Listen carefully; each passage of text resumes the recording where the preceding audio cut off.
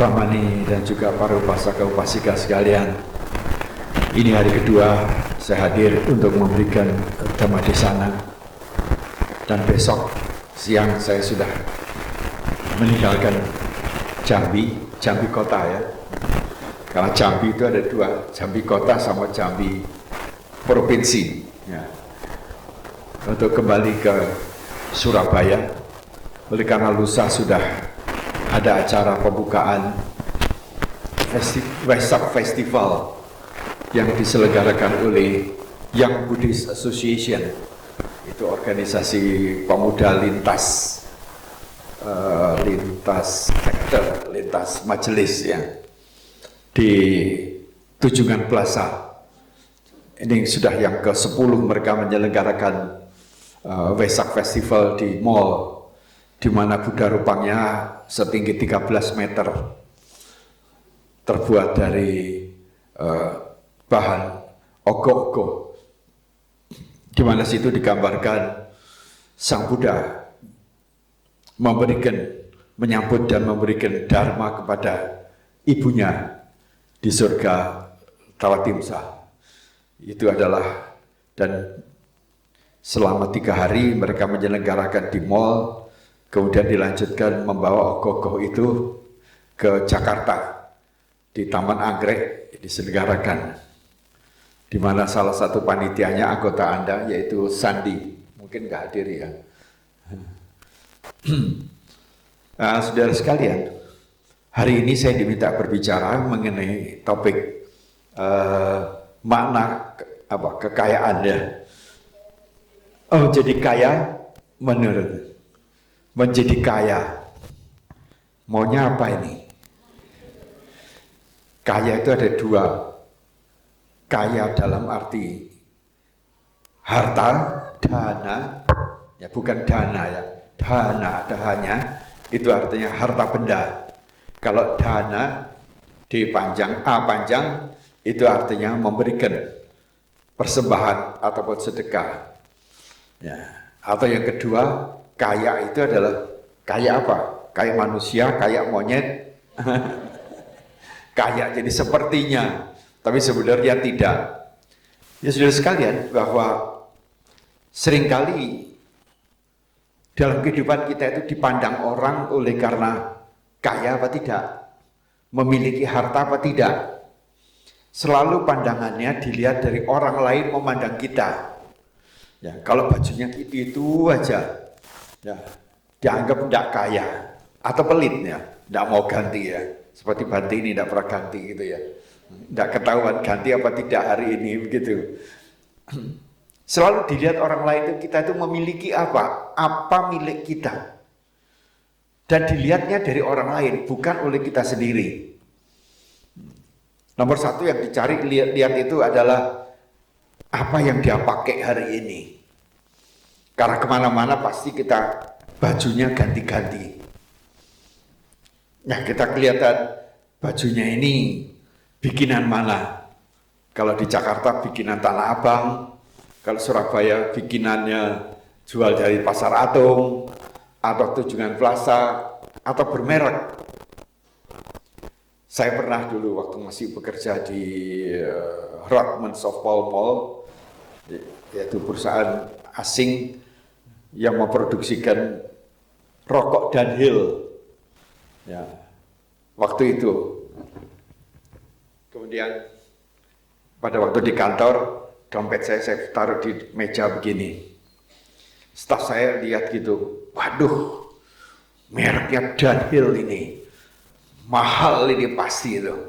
Ya pasti dong mahal. Masa sebagai direktur nggak bisa beli. Dia pegang begini. Duh, palsu ini ya. Duh, kok palsu? Ya ini. Nah, masa direktur kok pakai yang palsu? Yang penting itu dompetnya atau isinya. Nah, kalau isinya berarti Anda tidak pernah mau pakai barang-barang bermerek ya. Nyatanya juga tidak itu. Karena dengan merek begini aja orang lihat itu, warnanya kan ada keemasannya. Ya ini saya belinya pinggir jalan di Blok M ini. Harganya cuma 15.000. Kalau aslinya sudah berapa ratus ribu ini. Jadi orang itu selalu lihat daripada apa yang kita miliki, yang bisa dilihat oleh mata. Nah, itu adalah kekayaan. Juga demikian, maka orang itu seringkali suka ganti-ganti mobil. Kenapa gak ganti-ganti rumah? Kenapa? Repot pindahnya yang pertama. Kedua adalah, kalau Anda punya rumah, siapa suka datang ke rumah Anda? Tidak semua teman-teman di sini suka datang ke rumah Anda.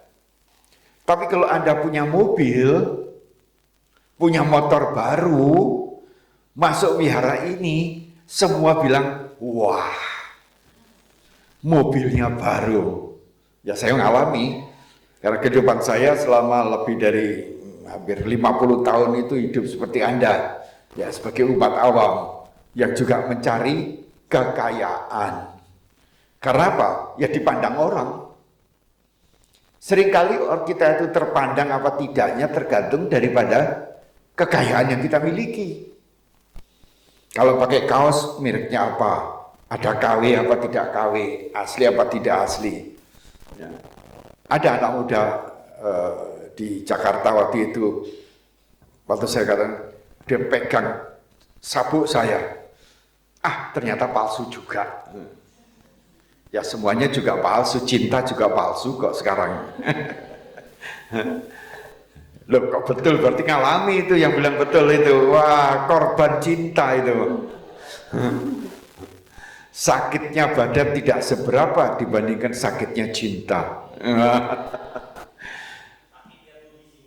Nah, sampai kemana-mana. Ya, kalau Anda punya kendaraan, motor ataupun mobil, semua orang bisa lihat, apalagi datang ke wihara. Seperti sekarang ini, berapa banyak yang hadir, bisa melihat, waduh, mobilnya baru, motornya baru, berarti apa? Ada peningkatan kesejahteraan. Tapi nanti sebulan lagi, sudah ada yang mengagumi enggak? Tidak ada lagi. Hanya sekejap, seketika, waktu-waktu tertentu saja. Karena itulah mengapa jual beli mobil kendaraan itu laku keras. Kalau perlu lebaran, sewa mobil buat pulang kampung. Untuk apa? Pamer, kunci sukses.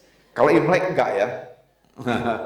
Kalau lebaran itu, wah laku sekali motor. Habis lebaran, mulai dikembalikan.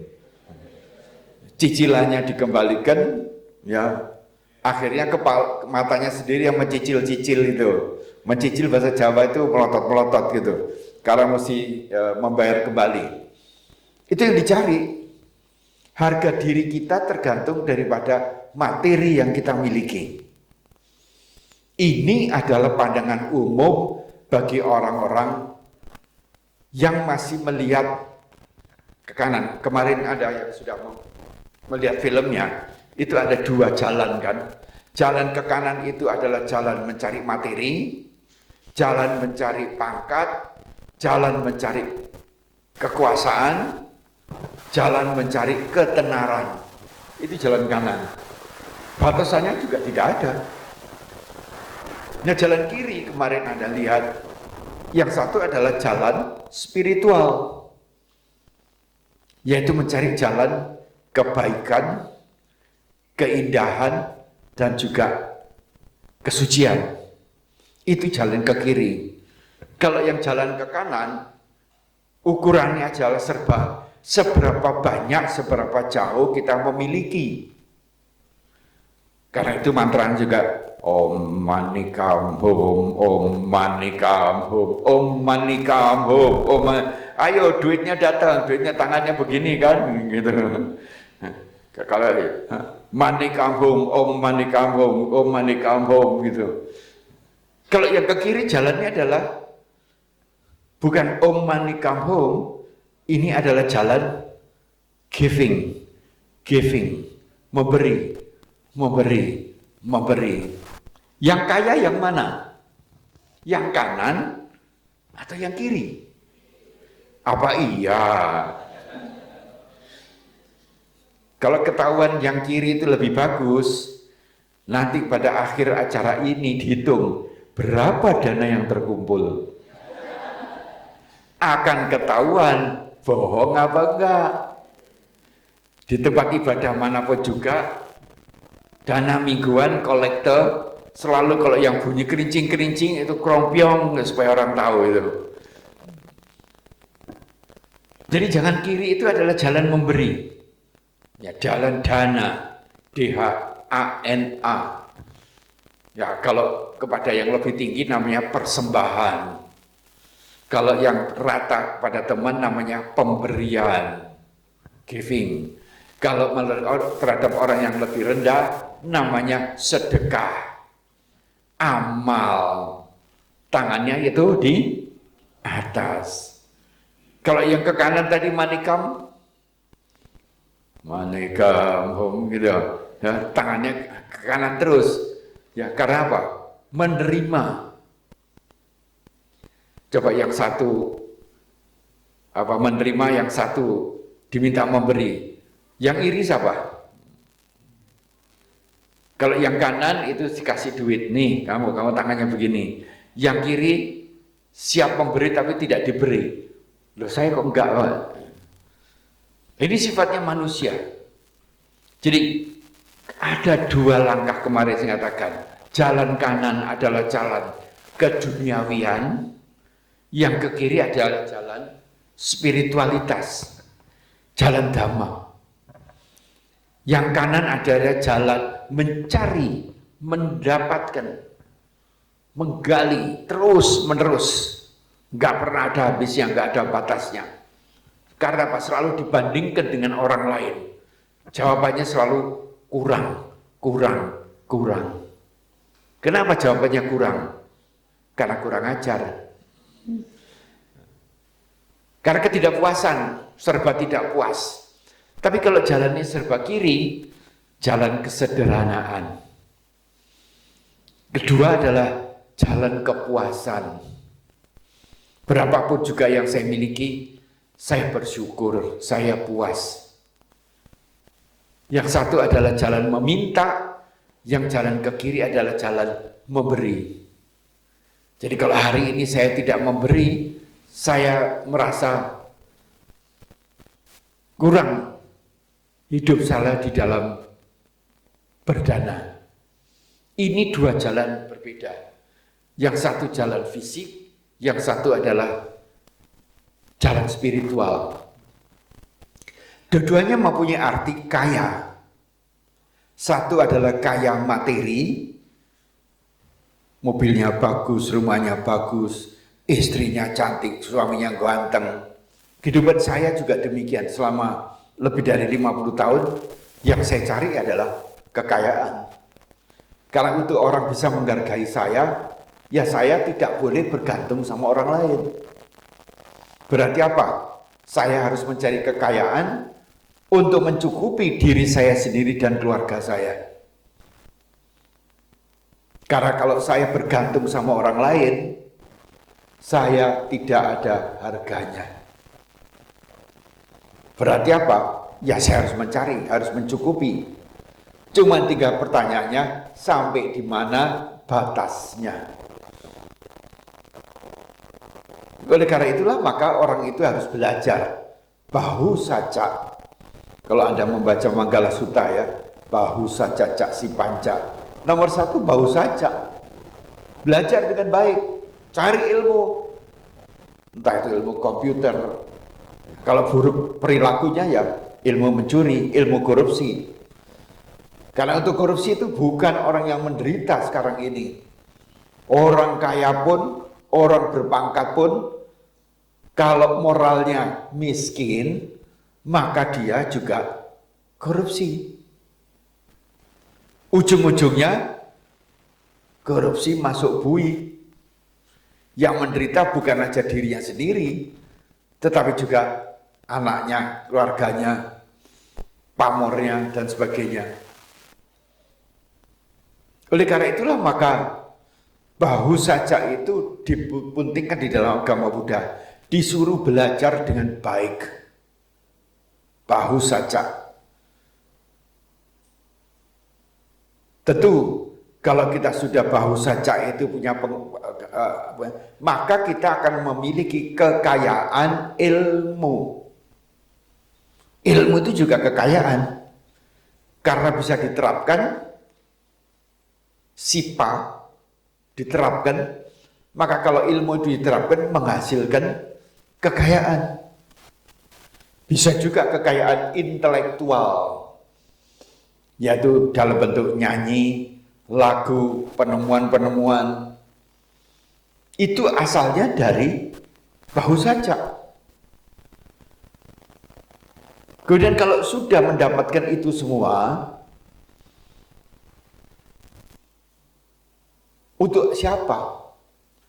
Maka Sang Buddha mengajarkan bahwa di dalam kehidupan kita harus balance antara kanan sama yang kiri.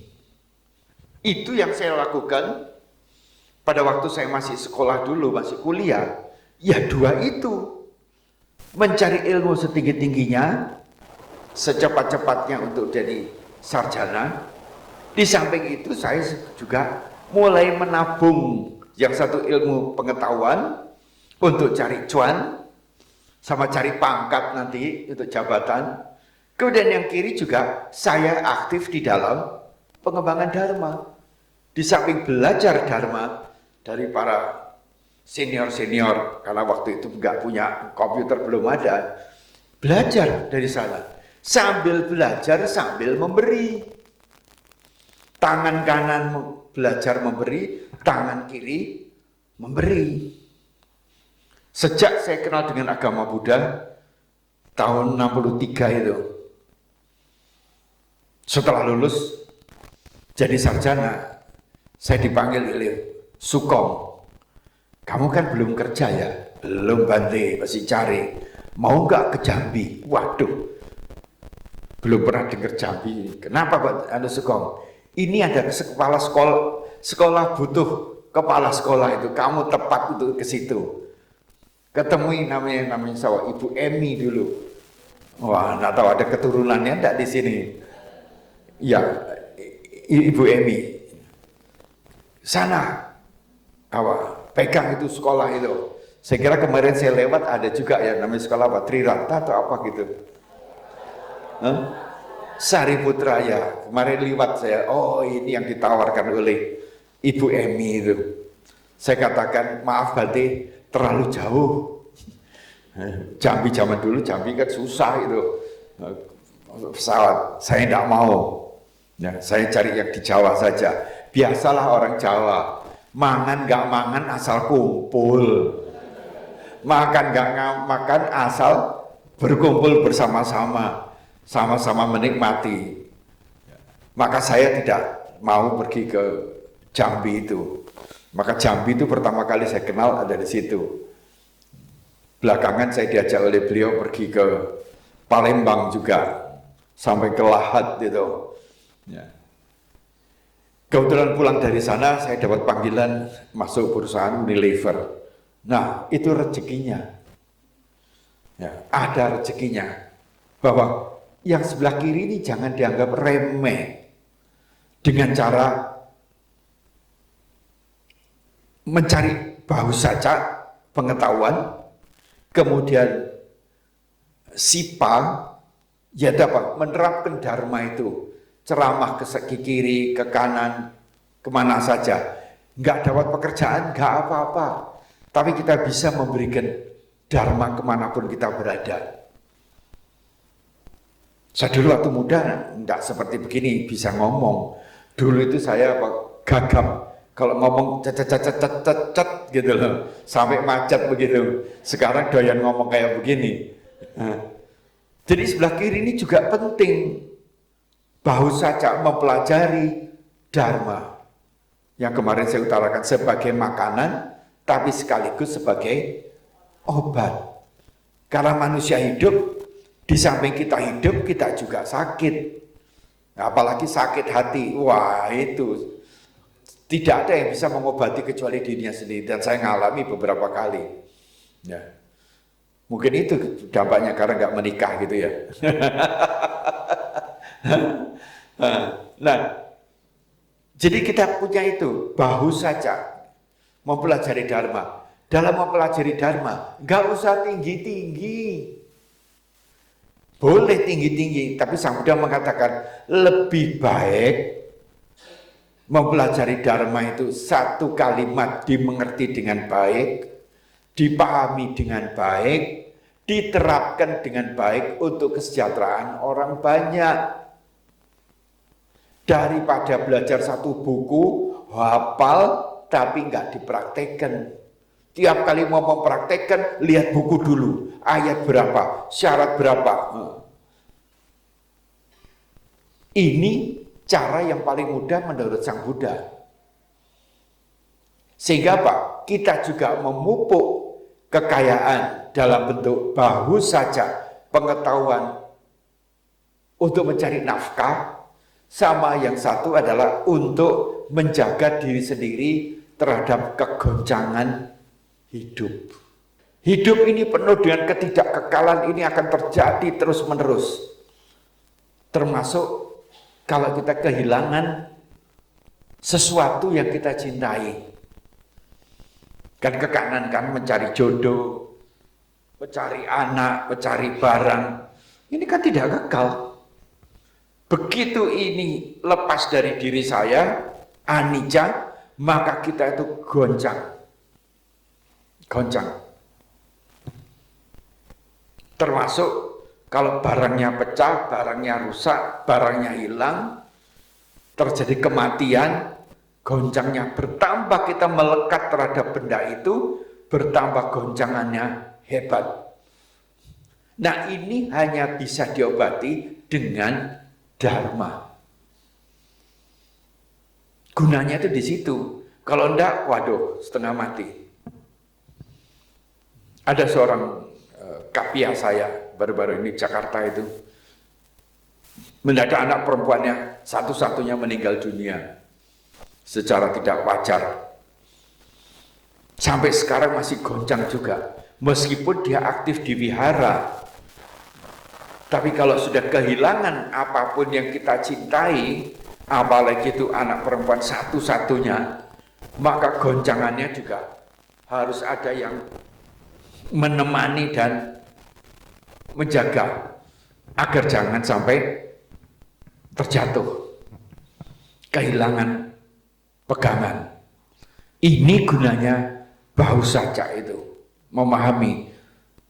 Kita diajarkan oleh Sang Buddha mengenai sabbe sangkara anicca, semua itu berubah. Tiap hari kalau kita sadar secara mindfulness terhadap perubahan-perubahan, kita akan lihat ini perubahan. Tinggal lihat kepada perasaan, emosi kita. Goncang enggak saya, marah enggak saya, kesal enggak saya, sabar enggak saya. Lihat ke dalam. Kalau Anda bisa mengatasi itu, itulah kekayaan yang terbesar yang Anda miliki. Yaitu apa? Kesabaran, ketegaran, dan maju mengatasi hal-hal yang tidak enak tadi itu. Ini gunanya, karena setiap hari kita akan mengalami itu semua. Entah itu difitnah, entah itu dikurangi jabatan, entah itu dirampok, entah itu di macam-macam. Kalau kita mindfulness ya, kita sadar iling, tiap hari itu hari ini apa dan sebagainya, maka kita itu akan bisa mengatasi diri sendiri. Nah, kekayaan inilah yang seringkali kita harus tahu. Bahu saja sipa. Sipa itu adalah menerapkan ilmu yang kita miliki, pengetahuan yang kita miliki, mau material maupun spiritual. Kalau itu diterapkan, maka kita ada keseimbangan hidup. Pada waktu kerja juga demikian. Bagaimana saya bekerja? Ya kalau selama saya bekerja tidak pernah menuntut berapa gajinya. Biasanya kalau lagi pertama kali kerja kan berapa gajinya. Mau kerja aja belum dapat sudah minta gaji. Saya tidak pernah menuntut mau dikasih berapa, oke. saya syukuri. Yang penting saya dapat pekerjaan. Saya akan melaksanakan pekerjaan dengan sebaik-baiknya sesuai apa yang diingini oleh atasan saya, oleh perusahaan saya. Saya berusaha memuaskan hati atasan saya di dalam pekerjaan ini. Kalau beliau senang, puas, rezeki nanti akan datang. Tapi kalau dia nggak puas, nggak senang, rezekinya akan menyingkir. Nah ini konsep-konsep spiritualitas ini penting untuk diketahui dalam bahu saja itu. Nah, Sipa ini menerapkan pengetahuan, keterampilan kiri dan kanan ini. Karena yang kita cari tadi itu adalah pertama adalah cuan. Dengan cuan kita cari pangkat, dengan pangkat kita berusaha mencari cuan.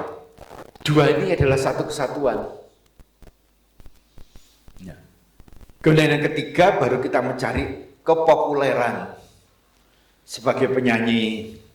Ya keponakan saya itu jadi penyanyi terkenal, mungkin Anda kenal Isyana Saraswati. Itu cucunya kakak saya, Isyana Saraswati. Sekarang lagi naik haji ya ke tanah suci Mekah itu. Wah, dengan kepopuleran, tetapi dia harus mempunyai bahu saja. Dia harus mempunyai pengetahuan mengenai bernyanyi. Sekolahnya di luar negeri. Di Singapura, pergi ke Jepang.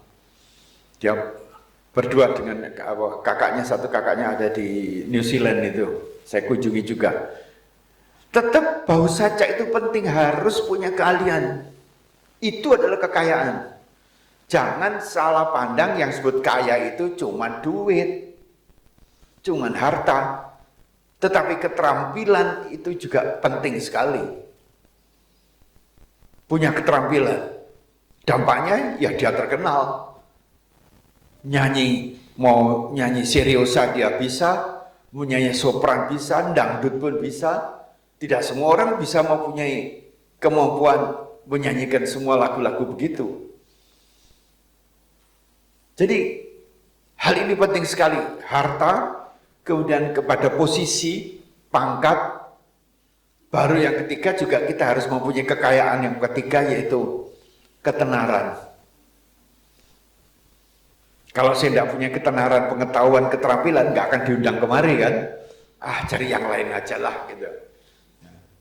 Hai baru saja dengan sipa ini harus bisa diterapkan.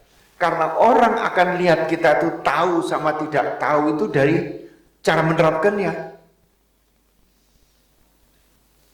Dengan kita menerapkannya, maka orang menghargai pengetahuan dan keterampilan kita. Barulah itu menghasilkan sesuatu. Demikian juga dengan dharma yang kita miliki. Meskipun secara teori, bahu saja. Nah, diterapkannya dalam bentuk apa? Sipa ini. Yang tidak kalah pentingnya adalah winayoja susikito. Yaitu apa? Winayoja susikito, mentaati winaya. Winaya mana yang nomor satu yang harus diterapkan oleh semua orang? Yaitu Pancasila, paling tidak. Karena Pancasila itu adalah winaya oleh semua agama. Tidak ada agama menyuruh, silahkan mencuri, itu pasti ajarannya nggak benar itu. Winaya ini, kalau Anda menjalankan winaya jak susikito, karena apa? Saya menjalankan winaya bukan karena kita takut Tuhan, bukan kita takut neraka, tetapi saya memahami konsekuensi tidak menjalankan winaya, saya tidak akan dipercaya orang. Saya akan dijauhi orang. Saya akan disingkirkan orang. Yang menyingkirkan kita, paling tidak orang-orang yang tidak menjalankan winaya, pasti gak senang terhadap orang yang menjalankan winaya. Jadi winaya itu, Pancasila itu jangan dianggap sebagai beban. Waduh, saya tidak boleh mencuri. Apalagi dulu nyanyinya tidak mencuri, tidak boleh. Oh, enggak ada, saya itu enggak mencuri. Oleh karena itulah sejak Theravada ini kita bangkitkan kembali, kita rubah, kita rapikan terjemahannya, bukannya tidak mencuri, tidak membunuh, tetapi saya berlatih diri menghindari pembunuhan, pencurian, perzinahan. Jadi apa? Saya berlatih diri. Nah, latihan itu kapan selesainya? Ya nanti kalau saya dikremasi. Itu pun dilanjutkan kehidupan yang akan datang. Karena kalau sudah di dalam dikremasi nggak mungkin, aduh panas gitu. Karena ada agama mengatakan jangan dibakar, itu nanti teriak-teriak itu, rohnya itu. Nah itu pandangan yang tidak tepat. Karena itulah maka Winayo ini sangat penting sekali untuk apa? Jangan jadi beban. Kalau Anda memang melakukan perbuatan yang melanggar sila, yang penting disadari. Saya hari ini berbuat, saya menyesalkan dan saya tahu akibatnya apa, konsekuensinya apa. Gak dipercaya orang, dijauhi orang, tidak disayang orang, tidak dicintai orang. Kalau itu bisa dilakukan, maka rezeki itu akan lenyap. Keburukan itu akan pergi. Dan oleh karena itulah maka dalam menerapkan nomor 1 tadi sebelum sila itu adalah dana. Anda akan mendapatkan dana kekayaan kalau Anda selalu memberikan dana. Pemberian, sedekah. Dalam bentuk apa? Ya bisa materi, bisa juga non materi. Ucapan yang enak, ucapan yang ramah tamah, wajah yang berseri-seri, ya yang membantu orang lain dengan perilaku yang baik. Dengan menjalankan sila ini, kalau Anda jalankan tanpa beban, itu akan memberikan kekayaan yang sangat besar sekali, baik materi maupun non materi. Karena itulah dari setiap Anda memohon sila, selalu diucapkan oleh Bante, silena sugating yanti. Hanya orang yang menjalankan sila yang bisa masuk surga. Ada ajaran pemuka agama mengatakan, oh yang penting itu agamanya X. Kalau agamanya E, baru dia baik menjalankan sila, dia nggak masuk surga, masuk neraka. Ada yang begitu, saya juga begitu. Itu sudah sejak saya alami, sejak pertama kali saya menghadap ayah saya masuk agama Buddha. Ya ayah saya kebetulan nggak percaya. Selama kamu itu menjalankan kebaikan, kebajikan, Tuhan itu pasti memberikan yang terbaik. Karena Tuhan itu baik. Kalau Tuhan yang pecemburu, ya pasti dia nggak akan begitu. Makanya saya dengan keluarga selalu hidup rukun dan bisa bergaul dengan baiknya. Dan ini sangat link. Silena sugating yanti. Dengan menjalankan sila ini, maka dipastikan memudahkan siapapun juga untuk masuk surga. Jadi tidak mungkin saya membunuh orang lain dengan ucapan, namo budaya saya bunuh, seret gitu. Wah masuk surga saya. Ada enggak itu di dalam sejarah agama Buddha? Namo budaya kemudian menyembelih orang mati gitu. Tidak ada. Namo budaya itu selalu begini, namo budaya. Loh, kan beda dengan membawa parang begitu. Tidak ada. Ini adalah syarat-syarat silena sugating yanti. Saya membaca juga, mendengarkan dari YouTube bagaimana terjadi kerusuhan sosial di Sumatera Timur, penyembelihan, pembunuhan sultan-sultan Sumatera Timur, Sultan Langkat, soal banyak di sana. Apa penyembelihnya itu? Semua gila. Semua hidupnya sengsara. Sengsara di dunia ini, apalagi nanti mati di sononya. Karena itulah maka dengan silena sugating yanti, selama kita itu berbuat kebaikan, kebajikan dengan tulus dan ikhlas, karena tidak mengharapkan surga, kesana itu otomatis. Tidak mungkin berbuat buruk di sini dapat surga di sana, tidak mungkin. Itu tidak ada hukumnya itu. Apa yang kamu tanam itu akan berbuah di sana. Tidak usah mengatakan, semoga saya masuk surga. Enggak ada, dengan sendirinya. Kita lihat bagaimana perilakunya Sri Paus. Meskipun dicaci maki, hidupnya apa? Dia memiliki kekayaan batin yang luar biasa. Meskipun tidak pakai pedang, tidak pakai senjata, hanya dengan ucapan, dia bisa mempengaruhi dunia. Meninggalkan pun ditangisi oleh jutaan orang. Tidak hanya beragama Katolik, non-Katolik juga ikut bersedih. Karena apa? Dia memiliki kekayaan batin yang tidak terhingga. Kekayaan lahir semua ditinggal. Emas berliannya, bahkan cincinnya yang merupakan cap kepausan juga dihancurkan. Kita lihat bagaimana kehidupan Sang Buddha sendiri. Waktu sebagai putra mahkota, kekayaannya seperti apa? Apa dia puas? Enggak juga. Karena ini semua kan ditinggal.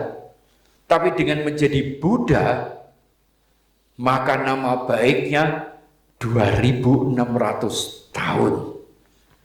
Tak lekang oleh panas, tidak lapuk oleh hujan. Sampai sekarang kata-kata beliau, ajaran beliau masih valid. Meskipun dalam bentuk bukan agama, tetapi ajaran hidup, philosophy of life, terutama di Eropa itu. Kalau Sang Buddha tidak mengajarkan agama, bagaimana caranya membaca parita? Ada enggak? Enggak ada. Bagaimana caranya menyembah? Ya mau tangan kanan ke atas, tangan ke bawah, ada enggak? Enggak ada. Ya hanya mengajarkan Butang Saranang Gacami, Dhammang Saranang Gacami, Sanggang Saranang Gacami. Sehingga apa? Nama baiknya 2600 tahun masih valid, masih berlaku. Bahkan sekarang sudah mulai berkembang dengan ajaran-ajaran apa disebut sebagai ada istilahnya itu. Isinya adalah Dharma tadi itu. Karena Sang Buddha mengajarkan ada Buddha, tidak ada Buddha, Dharma itu ada terus-terusnya. Jadi Dharma itu bukan miliknya Sang Buddha. Sang Buddha itu hanya menggali, kemudian meringkasnya, kemudian menyajikan kepada orang banyak, menerapkan, menjalankan, dan meyakini inilah yang benar, baik, dan terpercaya, yang membawa kalian itu kepada pembebasan dari kemelekatan dan penderitaan. Jadi ujungnya adalah agama Buddha adalah bagaimana kita bisa membebaskan diri dari duka. Nah kalau dukanya bebas, maka sukanya muncul. Kalau Anda memiliki suka, memiliki kebahagiaan, kesenangan, kegembiraan, itu juga kekayaan. Itu yang Anda bisa berikan kepada orang lain. Kalau ketemu orang lain mukanya nggak kusut, kalau ketemu orang lain nggak cemberut, meskipun hatinya lagi kesel, ditinggal pacar, ya nggak apa-apa, nanti cari yang lain, masih banyak kok. Emangnya yang cantik cuman kamu aja, yang lain juga ada kok.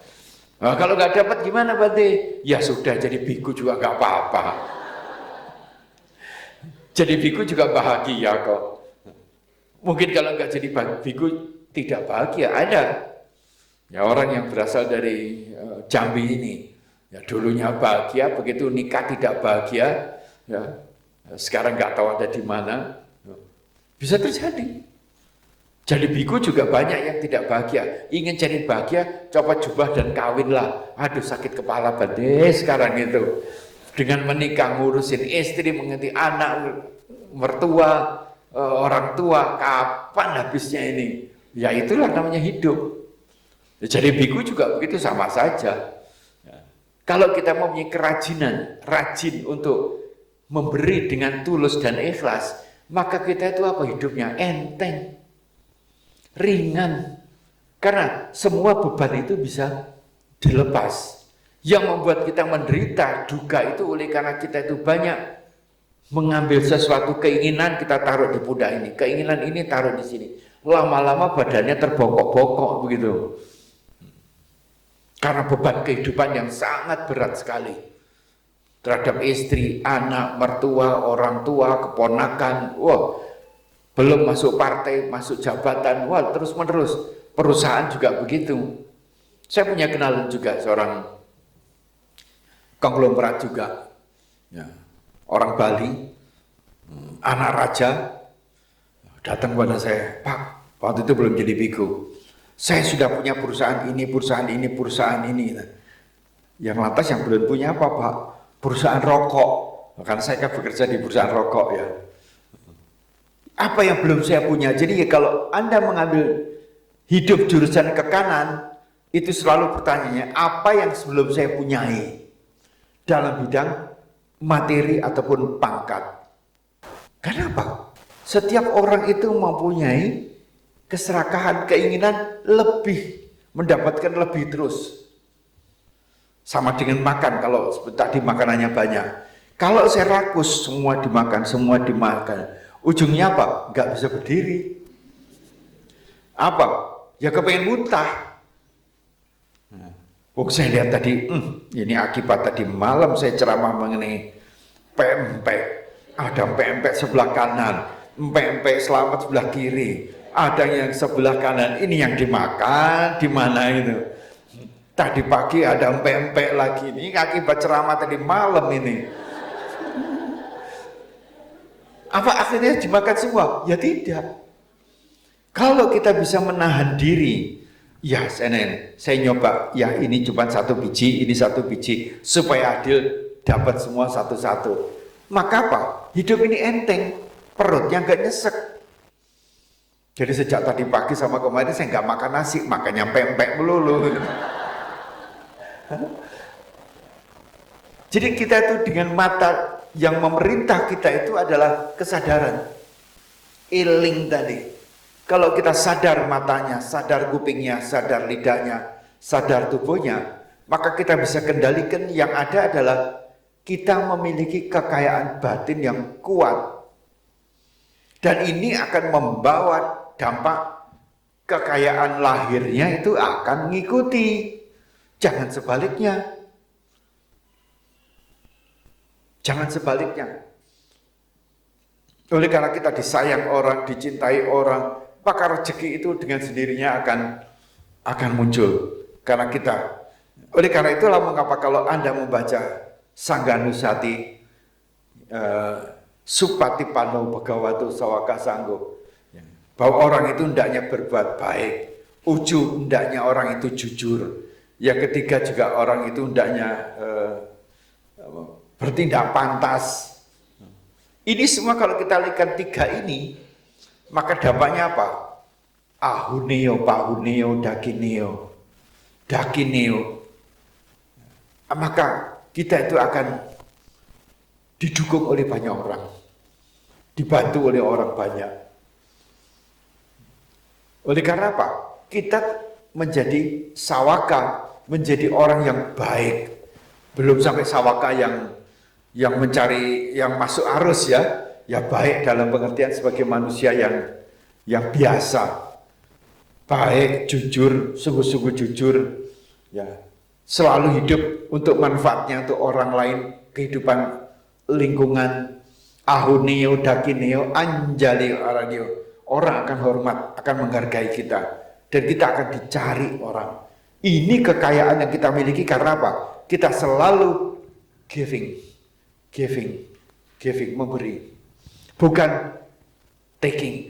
Saya udah dana loh kemarin. Saya dapat apa kemarin? Nama saya dicantumkan nggak di wihara? Di jendela ini kok nggak ada nama saya ya? Kemarin kan saya nggak ada. Karena apa? Ketulusan ini. Kalau sudah nggak ada ketulusan, marah-marah, kesal. Wah, nama saya dihilangkan. Wah, dan sebagainya. Karena apa? Kita masih terikat dengan wah tadi itu. Kalau nggak diwahkan, itu wah nanti. Wah itu bahasa Jawa itu begini. Karena cari apa? Wah kaya, wah ganteng, wah baik budi. Karena kebahagiaan yang ada dalam kekayaan non materi itu daya giving. Giving itu adalah investasi kebaikan kebajikan untuk hidup sekarang maupun hidup akan datang. Tidak usah pernah khawatir hidup akan datang seperti apa. Karena tergantung daripada apa yang kita lakukan saat ini. Nah, kita lihat aja Paus itu, ya, bagaimana kehidupannya. Dia dicintai oleh banyak umat-umat yang beragama. Tidak hanya untuk agamanya dia sendiri, tapi yang penting buat dia adalah kemanusiaan. Kalau ketuhanan dalam Pancasila, wah, agama satu dengan yang lain itu bisa berbeda. Sila yang kedua yaitu kemanusiaan yang adil dan beradab, maka selama dia itu makhluk, apakah manusia, apakah binatang, apakah tumbuh-tumbuhan ataupun makhluk yang tidak tampak, perlu patidana. Kebetulan nanti ada patidana loh ya. Meskipun itu sudah tidak ada fisiknya di sini, tetapi kita masih bisa memberikan sesuatu kebaikan-kebajikan sebagai bekal yang bersangkutan apabila dia lahir di alam menderita. Semoga dengan kebaikan-kebajikan ini teringankan deritanya. Apalagi kalau hidup begini, apa yang bisa kita bantu? Jadi ajaran Buddha itu adalah kekayaan itu berupa apa yang bisa saya bantu. Bukan apa yang bisa saya dapat dari mengambil. Apa yang bisa saya bantu? Paling tidak kalau saya tidak bisa membantu, mungkin ada orang lain yang bisa membantu. Kita bisa menyalurkan, oh ya, tempat saya sana mungkin bisa bantu. Tapi kalau memang tidak bisa membantu, paling tidak ajarannya jangan ganggu. Doakan semoga apa yang diinginkan, direncanakan lancar adanya. Itu juga pemberian. Itu juga kekayaan. Jadi kita harus lihat tangan kanan dan tangan kiri. Tangan kanan itu materi, pangkat, ketenaran. Bisa juga seorang biku itu wah cari ketenaran, wah cari ilmu, wah pakai mantra-mantra, pakai pakai apa dan sebagainya. Kalau itu sifatnya membantu baik, tapi tidak perlu harus terkenal. Tambah terkenal, tambah sibuk. Saya dulu juga begitu, mau dikasih ilmu kayak begitu, enggak mau saya. Nanti semua orang tuh, sekarang Jaya Medu itu loh, pinter dia begitu. Coba kan antri nanti yang datang pada saya. Tambah sibuk. Kalau kita membantu, harusnya adalah jangan sampai orang lain tahu. Di dalam agama Islam dikatakan, kalau kamu memberi dengan tangan kanan, tangan kirimu jangan boleh tahu. Artinya apa? Kita itu membantu selalu dengan tulus.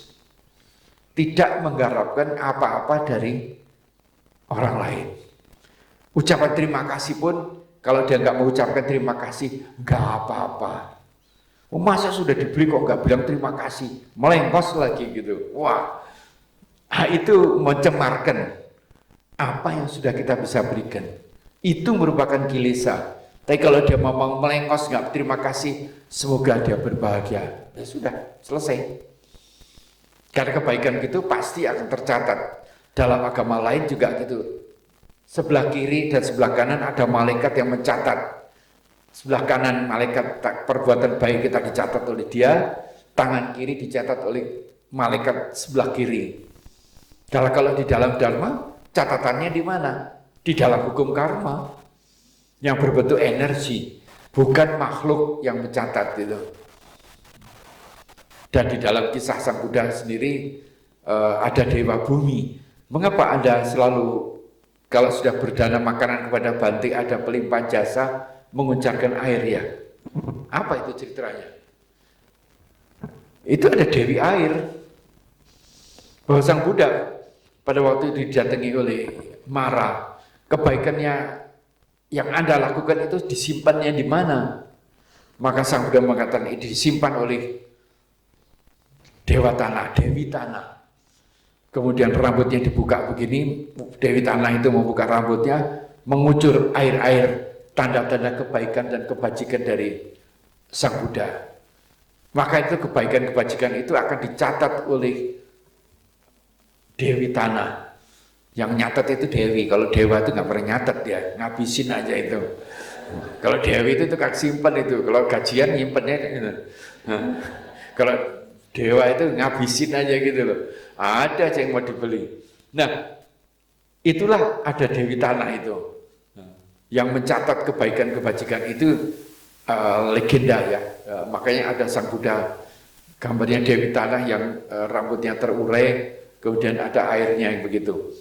Nah, kebaikan kebajikan ini akan selalu tercatat di dalam hukum karma ini. Percayalah, hukum karma itu tidak pernah bisa disogok. Karena apa? Ya apa adanya tercatat begitu aja, karena ini energi, baik atau buruk energi. Sama dengan Anda begini, mikirkan baik buruk itu akan masuk keluar dengan sendirinya, karena berbentuk energi itu. Karena itu jangan pernah mengharapkan ucapan terima kasih balas budi dari orang lain yang Anda bantu. Kalau Anda mengharapkan itu, dampaknya cuma satu, kecewa. Akan kecewa karena orang lain seringkali mengecewakan terhadap apa yang kita lakukan karena kita mengharapkan sesuatu dari orang lain. Sayang itu kekayaan yang sudah bagus, indah Anda berikan kepada orang lain, tapi dikotori oleh keinginan untuk ini yang kemarin saya katakan sebagai kebaikan yang bersyarat. Ya. Seperti orang dagang, kalau saya kasih duit ya saya dapat barang. Kalau saya memberikan kebajikan kebaikan Anda, saya juga mendapatkan sesuatu. Tetapi kalau itu dimasukkan dengan tulus dan ikhlas dalam bahasa Arab, tulus itu apa? Pada waktu saya memberi sesuatu kepada orang lain, ya, itu motivasinya cuma saya, satu. Ini investasi kebaikan kebajikan saya yang akan memperindah hidup saya. Yang kedua, dengan memberi ini akan mengikis kekikiran, kekikiran karena kita memiliki bahu saja tadi, ini kita harus berikan pada orang lain. Supaya apa? Kita itu bisa lebih enteng, lebih kaya. Nah, dikatakan ikhlas itu adalah apa? Kalau saya sudah memberikan ini kepada orang lain, kemudian orang lain tidak membalas seperti apa yang saya harapkan, kita hanya mengatakan, gak apa-apa, hukum karma itu berlaku, semoga dia bahagia. Maka gak ada beban. Kalau Anda mempunyai beban, maka Anda berbuat kebaikan, tapi dampaknya duka. Tapi kalau Anda dengan tulus dan ikhlas memberikan dan tidak mengharapkan balasan dari yang bersangkutan, maka yang dapat Anda adalah suku.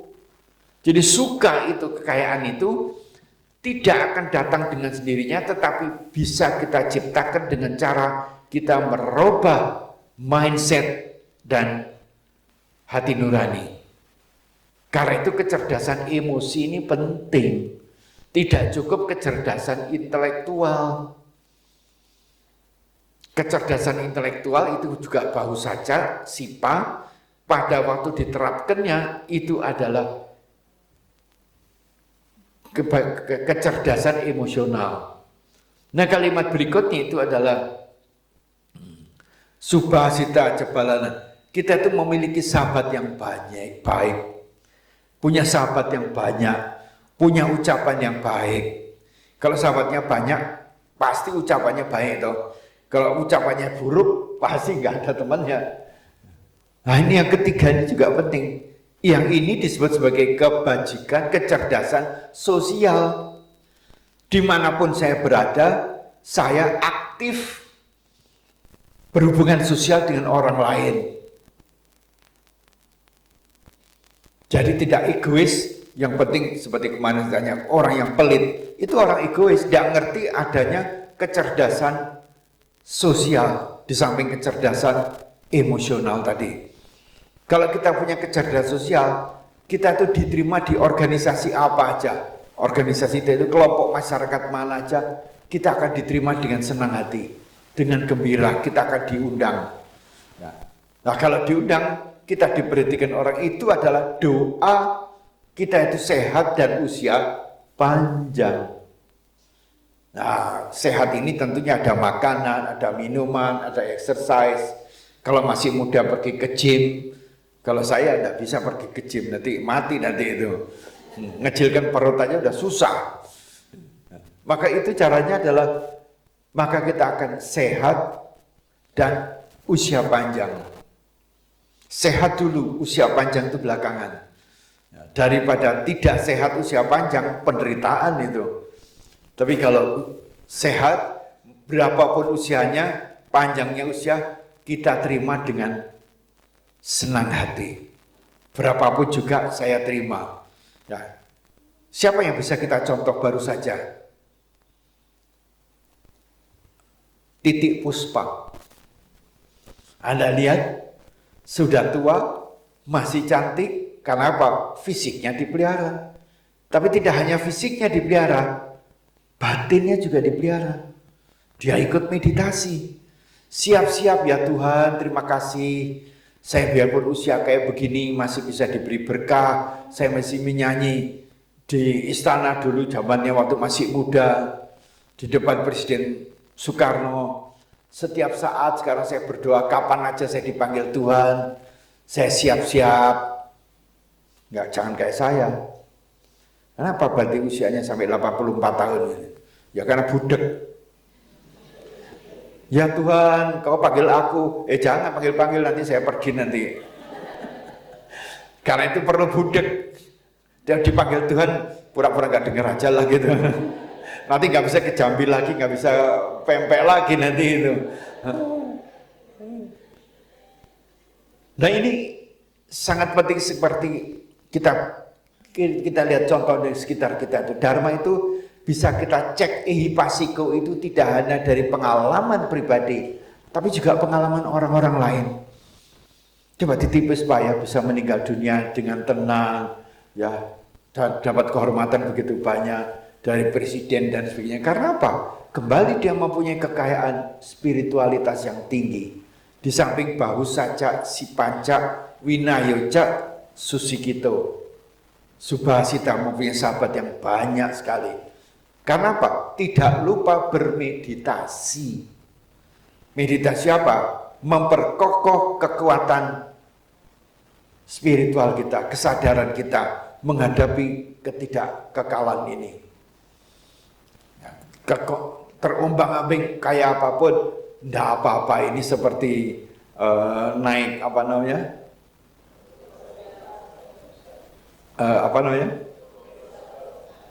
ya yang di ya sambil teriak-teriak senang. Kalau perlu ngompol juga nggak apa-apa lah.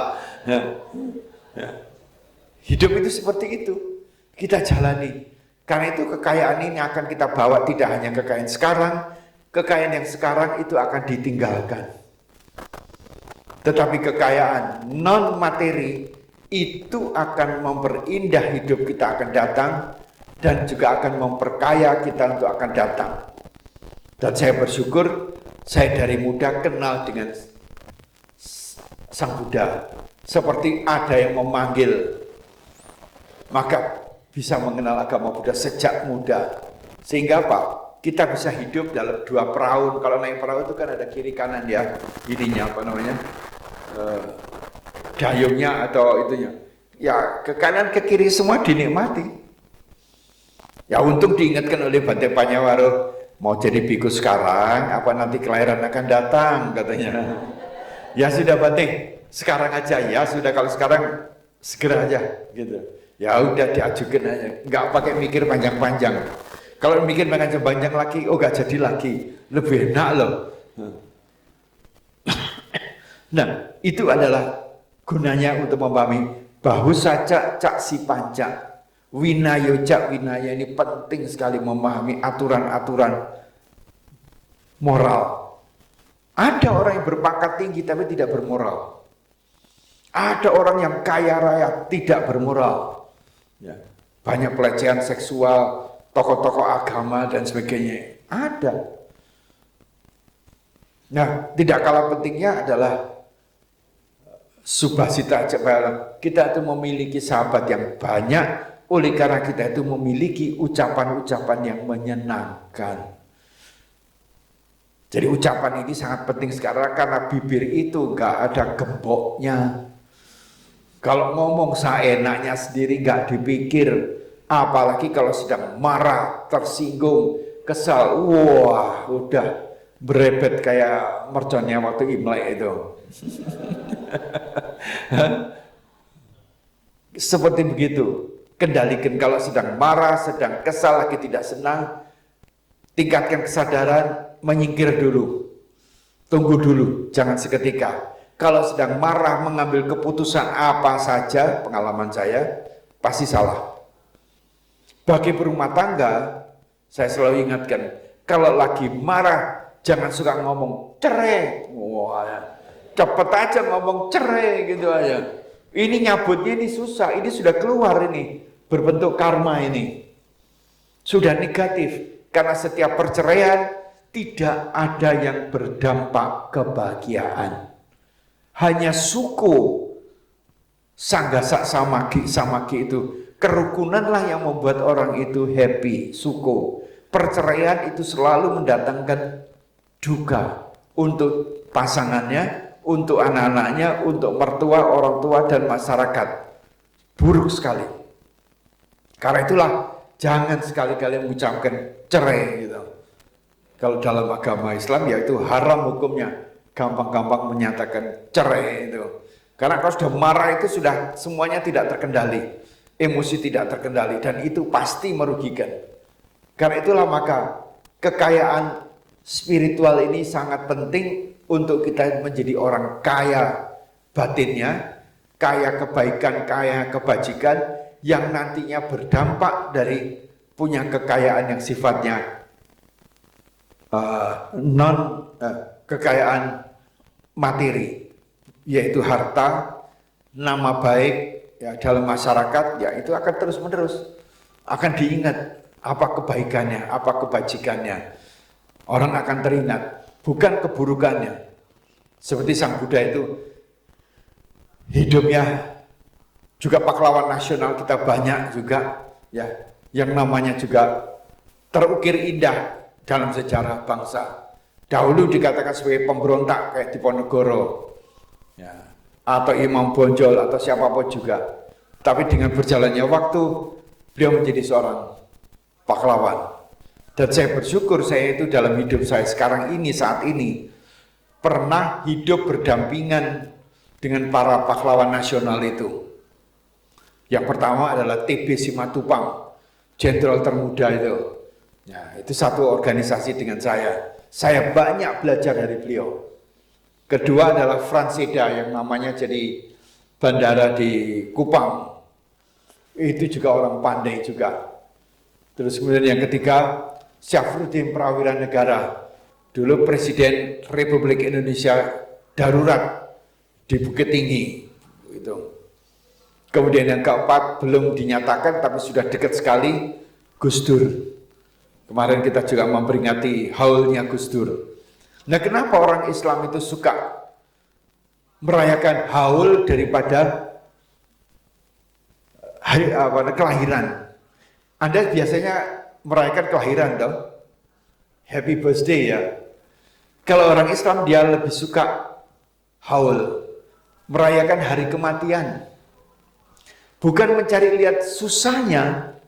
Kalau kita lahir itu belum punya karma-karma baik. Kita belum berbuat kebaikan dan sebagainya. Tapi kalau kita sudah meninggal dunia, maka akan terkenang kebaikannya. Keburukannya kita tanam dalam-dalam. Tidak usah lihatlah. Karena semua pun yang barang busuk itu nggak akan disimpan. Ya, apa barang busuk yang Anda simpan? Tidak ada. Kentut aja juga dibuang kok. Ya, karena apa? Bau. Semua yang busuk itu dibuang. Yang baik-baik itu perlu diwariskan kepada generasi berikutnya pada saat itu. Kemarin selama 2 hari saya banyak bicara dengan Bante Ati, bagaimana perjuangan beliau membangun agama Buddha Theravada di Sumatera ini, terutama di Jambi ini. Banyak hal-hal yang saya dapatkan perjuangan beliau dari awal. Sekarang sudah membuka mana di Lubuk Linggau ya. Wah, saya lihat gedungnya sudah bagus. Zaman saya dulu waktu agak muda, tidak punya wihara, yang ada kelenteng-kelenteng. Dulu hanya kelenteng aja.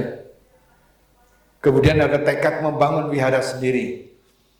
Ibaratnya anak-anak, kalau kita masih ngikuti rumah orang tua, nggak akan bisa maju. Kalau kita sudah mulai mampu, baik itu bau sajak, sipak maupun winayoja, maka dengan sendirinya kita akan membangun rumah sendiri. Hidup sesuai dengan kemampuan kita sendiri. Tidak bergantung dari, ya boleh juga sih minta bantuan orang tua ya.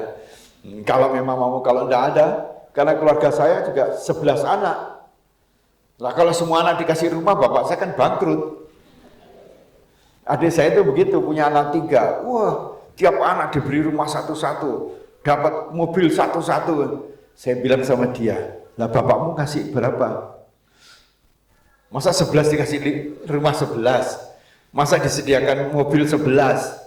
Kita pada waktu itu adalah apa? Berjuang sendiri, menghasilkan sendiri, menikmati bersama-sama. Bukan menikmati sendiri, menikmati, mencari sendiri, menghasilkan sendiri, menikmati secara bersama-sama. Itulah dharma. Sehingga apa? Yang ada adalah samagi, suku sanggasa samagi. Kita berkumpul bersama-sama untuk secara rukun dan membahagiakan secara bersama-sama. Itulah kekayaan yang paling besar ada di dalam Manggala Sutta. Saudara sekalian, itulah ya, semoga hal ini bisa bermanfaat dan kita bisa ketemu lain waktu. Dan tentunya saya ucapkan selamat Hari Raya Waisak.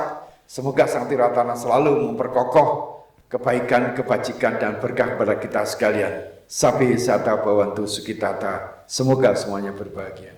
Baik, kepada Bapak Ibu yang masih ada sedikit rasa penasaran atau ketidaktahuan, boleh mengajukan pertanyaan kepada Bante. Silakan. Namaste Bante. Bante, saya ini mau tanya tapi berhubungan dengan ceramah Bante semalam, karena semalam mau tanya waktunya habis Bante. Ya, saya semalam sampai tidak bisa tidur Bante. Nyamuk banyak Bante. Bante, pertanyaan saya, gimana cara kita mendapatkan kebahagiaan yang hakiki? Terus terang Bante, 60 tahun saya hidup sampai hari ini, saya sering bertanya apa sih tujuan saya hidup di dunia ini. Yang kedua Bante, kita sering dengar penceramah bilang kalau kita mau jadi manusia itu susah. Saya lupa katanya macam kura-kura yang 100 tahun timbul di tengah laut terus dikasih kalung. Tetapi Bante, setelah jadi manusia, kita juga sering dengar Guru Agung kita ngomong hidup adalah menderita. Jadi untuk apa kita susah-susah jadi manusia tapi menderita Bante? Terima kasih Bante. Saya pernah ditanya orang Jepang waktu itu, ada pertanyaan, apa maksudnya tujuannya? Saya juga nggak tahu. Saya tahu tujuan saya lahir itu oleh karena setelah beragama Buddha. Kalau saya beragama lain, mengartikannya juga lain. Sebenarnya kalau lihat bahwa yang dipastikan bahwa saya ini, lahir sebagai manusia di dalam ajaran agama termasuk kejadian yang sulit, tidak mudah. Karena itu ya, maka karena tidak mudah itu jangan menyia-nyiakan hidup saat ini. Karena setelah saya mati nanti jadi apa? Enggak tahu. Mau jadi peta, jadi asura, syukur kalau jadi dewa atau ke neraka. Mungkin kehidupan sekarang itu sudah bagus, tetapi kehidupan yang kemarin-kemarin, investasi yang dulu-dulu belum terbayar juga, sehingga terjadi kecelakaan, naik mobil kemudian tertabrak, duduk di warung kopi, truknya macam-macam. Ya untung itu tidak terjadi pada diri saya saat ini. Tapi kalau kita lihat bagaimana terjadinya sekeliling kita, kita bersyukur. Kalau coba Anda pikirkan, kalau Anda lahir di Gaza bagaimana? Coba meninggal dan kemudian lahir lagi di Gaza, bisa nggak terjadi?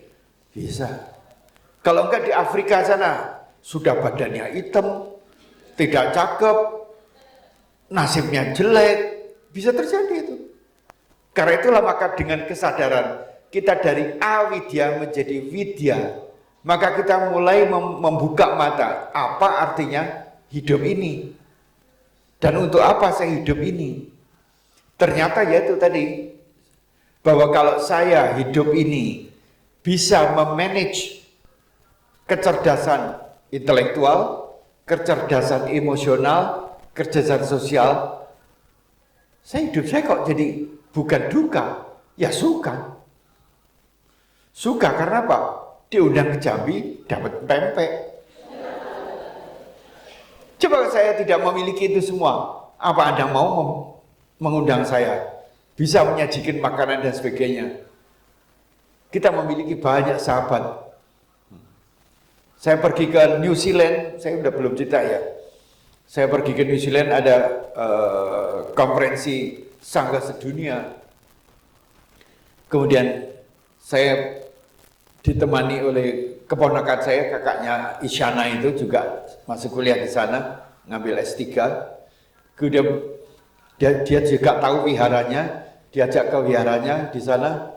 Kemudian pada waktu saya berbicara dengan biku asing in English, kemudian kapia saya di sebelah saya, kita ngomong-ngomong, mendadak ada satu keluarga, ada satu keluarga suami, istri sama anak melewati di depan saya, dia ngomong-ngomong bahasa Indonesia dengan suaminya. Kapia saya dengar, Bu, dari Indonesia ya? Loh iya, dari Indonesia, iya. Nah, dari mana? Dari Bandung. Kemudian si ibu itu lihat saya lagi ngomong sama bulenya ini. Loh, itu kan Pak Endro tuh. Loh, kaget juga loh. Di Australia kok bisa nyebut nama pribadi saya? Coba. Nyebut nama, saya juga kaget juga. Terus saya katakan, dari mana Bu? Loh, waktu saya nikah kan bapak yang menikahkan. Mati aku. Coba, siapa mengira pergi ke Selandia Baru ketemu dengan orang yang pernah saya nikahkan waktu itu sebagai pandita kan. Dia ingat saya nggak ingat dia lagi. Wah, kemudian akrab. Nah, kenapa akrab? Karena saya memiliki kecerdasan sosial. Sudah, Bante, besok saya jemput, kemudian makan di rumah saya. Sudah itu nanti sore saya antar ke bandaranya. Wah, diajak putar-putar kota, kemudian makan siang. Itu karena apa? Memiliki simpanan kecerdasan sosial, kecerdasan intelektual. Karena kalau enggak, ngapain? Itu nikahkan. Dulu Bante duitan dulu. Saya dulu diperes loh. Sudah hilang rezekinya. Sampai sekarang dia mengatakan, Bante kalau kesini lagi silakan tinggal di sini. Sebulan pun boleh. Wah, rumahnya tuh indah. Di atas bukit, di bawahnya ada jalan, di depannya itu samudra Atlantik. Waduh, ini perlu saya datang lagi. Kenapa saya datang lagi? Mumpung nggak bayar. Coba kalau manggal di hotel, paling mahal di New Zealand itu. Jadi itu yang saya lihat itu, oh ini gunanya Dharma itu. Untuk apa? Manfaat untuk diri sendiri dan manfaat untuk orang lain. Bagaimana saya menciptakan suku kebahagiaan itu di dalam gelombang ketidakkekalan yang membuat orang itu sering menderita. Tapi kalau kita bisa mengatasi, mengikuti gelombang ini, maka yang ada bukannya duka, tapi yang ada adalah suka. Kan duka itu pasti ada. Ibaratnya Anda naik perahu, ya, naik kapal itu mau berangkat ke sana. Suka nggak suka ya mengikuti gelombang. Tapi kalau gelombangnya besar, Anda bodoh atau pinter? Bau saja. Nah kalau Anda pinter, enggak, gelombangnya besar, itu bahaya. Nanti tenggelam, saya tunggu di sini. Itu adalah bahagia. Karena kita bisa mengatasi rencana duka yang masih mungkin muncul. Tapi kalau kita ngotot, keras kepala, wah, enggak, ini malah tantangan saya. Ya kalau mati ya anicca wada sangkara, gitu aja. Makanya itu maka kita harus bisa merubah dari awidya menjadi widya. Merubah dari duka menjadi suka. Ya biarpun mendung begini, ya kita suka saja. Nanti hujan 2 hari kayak kemarin, ya nggak apa-apa, ya nggak kemana-mana. Jadi kita bisa mengatasi, menyesuaikan diri kehidupan ini dengan ketidakkekalan yang selalu ada. Kalau kita bisa mengaplikasi diri kita dengan ketidakkekalan ini dan tidak menentangnya, maka duka itu ada, tetapi yang kita rasakan adalah suka. Oh, jadi itu enak ya, dingin ya. Nggak pakai AC juga enak, karena apa?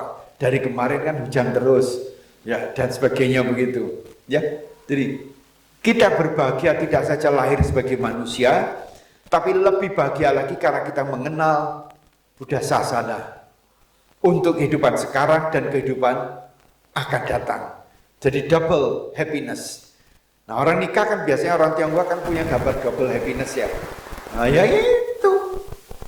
Bukan karena memiliki suami istri, tetapi kita memiliki sebagai manusia yang sehat badannya, apalagi badan kayak begitu.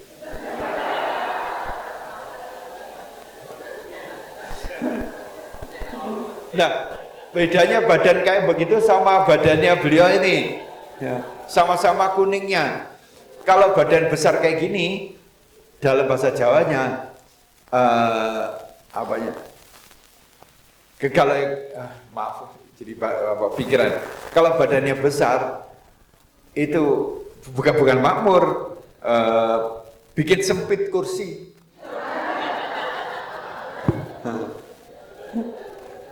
Ya kalau sana makan tempat, maaf. Kalau yang sana kalau duduk di pesawat itu makan tempat itu. Tapi kalau yang kurus-kurus itu awas, makan hati.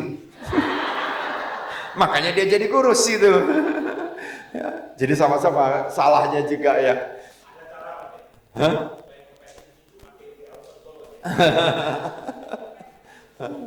Nah, jadi kita itu bahagia karena lahir sebagai manusia, dan kebahagiaan yang terbesar itu saya lahir memiliki Buddha Sasana, memiliki guru agung, yaitu kelahiran seorang Buddha. Kedua, memiliki Dharma, dan juga saya masih memiliki sahabat-sahabat yaitu Sangha. Kalau ada apa-apa paling tidak saya bisa berdiskusi dengan Sangha. Kalau lagi pikiran buntu dan sebagainya, mencari jalan keluar. Ini adalah kebahagiaan yang tidak tiara. Suko Buddhanang Upado. Saya berbahagia karena saya mengenal Buddha. Siapa yang memberi petunjuk? Karma lampau. Di antara 7 orang yang berangkat ke piknik ke Borobudur dulu waktu Waisak, hanya saya yang jadi Buddhis, yang lain enggak. Berarti tidak semua orang bisa menerima hikmah gitu. Yang kedua adalah suku Saddhamma Desana. Saya berbahagia karena saya mengenal ajaran yang benar, yang bisa membahagiakan saya maupun orang lain. Dan yang ketiga, suko sanggasa samagi. Selama sangga itu masih rukun, kita itu masih berbahagia karena kita memiliki guru yang baik, sahabat perjalanan yang baik, sehingga kita bisa hidup ini jauh lebih ringan. Ya, itu jawaban saya. Namo Buddhaya, Bante. Bante, saya ingin bertanya, saya pernah mendengar bahwa Dharma itu tidak boleh dilekatin. Dharma itu tidak melekat, maksudnya gimana? Mohon penjelasannya, Bante. Kalau kita melekat dengan Buddha Sasana juga nggak betul. Wah, menganggap ajaran Buddha itu paling bagus, paling murni, yang lain itu salah, jelek. Itu dampaknya pertengkaran. Kita bisa memiliki hubungan tidak baik dengan orang-orang lain.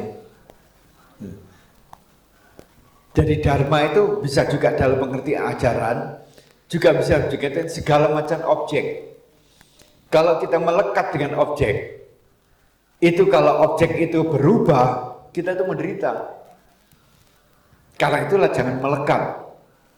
Cinta pun kalau itu melekat, ya katanya apa? Yang rasa coklat itu, itu jangan karena apa? Misalnya Anda sangat mencintai suami Anda, sangat percaya, sudah suami itu dewa. Suatu saat Dia pergi ke kamar mandi karena sakit perut, HP-nya ketinggalan dan gak dikunci. Kesempatan ini aku mau buka. Apa isinya kah? Begitu lihat ada wanita lain, ada dialog lain, panas gak ada? Gak ada. Wow, suami saya laku kok gitu. Gak ada kan? Timbul rasa cemburunya, timbul rasa marahnya. Suaminya keluar dari kamar mandi langsung mukanya asem. Ya, wajahnya seperti Kuan Kong, semula Kuan Im. Begitu, ya semula kayak Kuan Im cantik cerita, begitu keluar Kuan Kong, mukanya asem. Wah, parangnya sudah di tangan gitu. Ya oleh karena apa? Ya itu tadi, karena melekat. Nah, karena kalau kita diajarkan tidak melekat, penuh dengan kesabaran, penuh dengan cinta kasih, dan juga ya saya menyadari saya lagi kesal, harus sabar. Terus ya sudah, nanti kita lihat, mungkin bertanya jawab dengan baik dan sebagainya, maka penderitanya nggak ada. Karena itu yang diajarkan itu, mencintai itu wajib, tapi melekat jangan. Apapun juga yang kita cintai, pada umumnya kita lekati. Pada umumnya kita itu penderitaan kita karena kemelekatan. Mencintai itu wajib, karena kita diajarkan meta. Ya, meta itu masih dalam bentuk pikiran. Tapi meta ini baru bisa dirasakan kalau Anda punya karuna. Kalau sudah diwujudkan. Satu contoh, kalau seseorang itu mencintai wanita lain, ya kalau pria. Kalau hanya dalam pikiran aja, perempuan itu tahu nggak kalau dicintai? Tidak. Taunya kalau Anda dicintai dari mana? Dikasih bunga bank. Kemarin itu hari ini ulang tahunmu ya. Ini loh, saya kasih bunga. Baru tahu. Wah, dia perhatian sama saya. Jadi karuna itu sangat penting sekali. Memang intinya itu di dalam meta. Kalau nggak ada meta, sangat sukar keluar karuna. Nah, karuna itu memang menjadi kewajiban, yaitu meta in action. Meta yang diwujudkan dalam bentuk senyum, dalam bentuk anggutan, dalam bentuk sapaan, dalam bentuk pemberian, dan sebagainya. Itu adalah karuna. Meta saja tidak cukup. Sebagai manusia yang dengan binatang aja, coba Anda punya kucing, kalau nggak dilus-lus gimana? Nah, jadi kalau Anda ngelus-lus pacarnya, kemudian diem aja, pasti pacarnya ngeong gitu. Kalau senang dilus-lus, wah suami saya tuh nggak romantis sama sekali, Bante, nggak pernah ngelus-elus, nggak pernah apa. Itu kekeliruan. Harus ada karuna sebagai perwujudan dari meta. Terhadap karyawan juga begitu. Waktu saya masih kerja juga demikian. Pada waktu saya masuk kantor nomor 1, saya ketemu dengan apa? Satpamnya, tukang parkirnya. Selamat pagi Pak, gimana, baik aja? Disapa. Jangan minta kita dihormati dulu. Karena bolak-balik kita sapa, nanti lain waktu kalau saya parkir langsung dikasih tempat. Apalagi dikasih angpau lagi, wah lebih cepat lagi gitu. Kemudian kita masuk kantor, lihat office boy. Wah, pagi-pagi rajin ya kamu ya, baik gitu. Kita sapa. Masuk dalam kamar, nanti ketemu dengan anak buah, kita sapa satu persatu. Itu adalah dana, giving, yang keluar dari meta dalam bentuk karuna. Gitu. Nah, tapi jangan melekat. Kalau enggak disapa, terus marah, kesal, tidak senang. Itu yang mesti kita harus lenyapkan. Jadi kita tidak melekat, artinya kalau kita enggak, karena itu seperti tadi, tulus dan ikhlas. Tulus di dalam memberikan, ikhlas apapun juga yang mau dibalas, silahkan. Kita enggak melekat, ya silahkan, tidak apa-apa. Semoga bahagia, semoga bahagia. Nah, di dalam keikhlasan itu selalu diikuti oleh pemaafan, forgiveness. Memaafkan apapun juga sambutan orang lain yang diakibatkan oleh pemberian kita berikan tidak sesuai dengan harapan saya, kita maafkan. Maka kita itu apa? Ya enggak apa-apa. Bahasa Jawanya itu, wah aku nggak paten kok. Gitu. Nggak paten itu nggak sakit kusta. Nggak apa-apa lah kalau nggak dibalas. Tuhan tidak pernah tidur, jadi dia yang membalas. Gitu. Ya, itu. Jadi kita selalu mengikhlaskan dengan demikian, maka hidup kita itu enteng, nggak ada beban. Ya, baik, terima kasih. Nama budaya Bante, saya Linda. Bante, saya mau menanya mengenai detik-detik Waisak. Seperti yang kita tahu kan Bante yang menentukan. Nah, saya bertanya, apakah benar detik-detik Waisak itu hanya berlaku di Indonesia? Maksudnya hanya Indonesia yang menerapkan, seperti ya nggak pernah dengar di luar negeri seperti itu. Terus yang kedua, apakah ada rumus baku untuk menentukan detik-detik Waisak itu? Terima kasih Bante. Detik Waisak itu hanya ada di Indonesia. Apakah detik itu ada? Jadi setiap detik ini itu jamnya itu jalan terus loh. Jadi detik itu ada. Nah, kenapa Waisak itu ada detik Waisak? Karena di Indonesia itu banyak suku-sukunya. Dan tiap suku, dan beberapa suku punya kalender masing-masing. Karena kita itu sudah berkembang. Jadi kalau ada mengatakan bahwa orang Indonesia itu tidak beradab, kalau tidak ada agama tertentu yang masuk, bohong. Kita itu maju sebelum agama-agama itu datang. Yang awal itu agama kepercayaan, kemudian kedua agama Hindu, kemudian agama Buddha, dan selanjutnya. Nah, oleh karena kita itu ada suku-suku yang mempunyai kalender masing-masing, maka kalau dikatakan purnama itu kapan? Tahu purnama itu apa? Cap Go.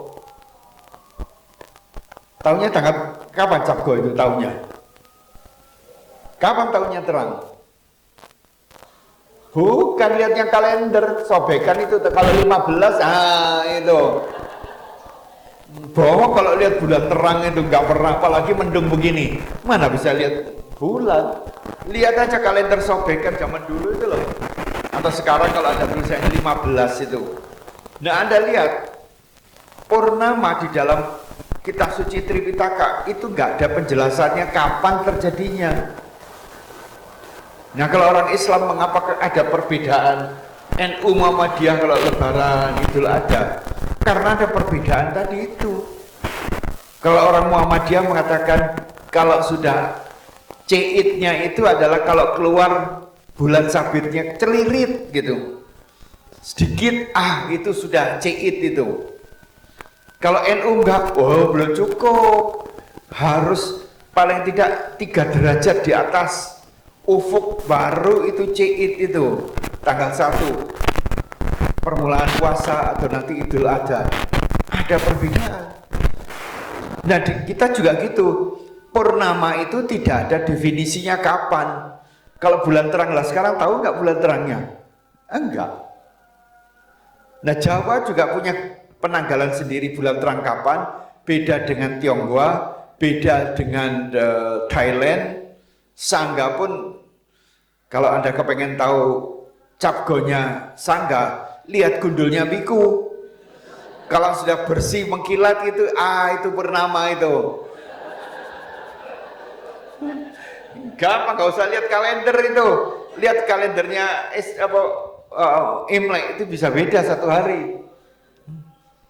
Nah, oleh karena itulah para sesepuh kita dulu, karena sudah ilmiah, sekarang Islam juga mulai membuat global calendar yang sifatnya ilmiah.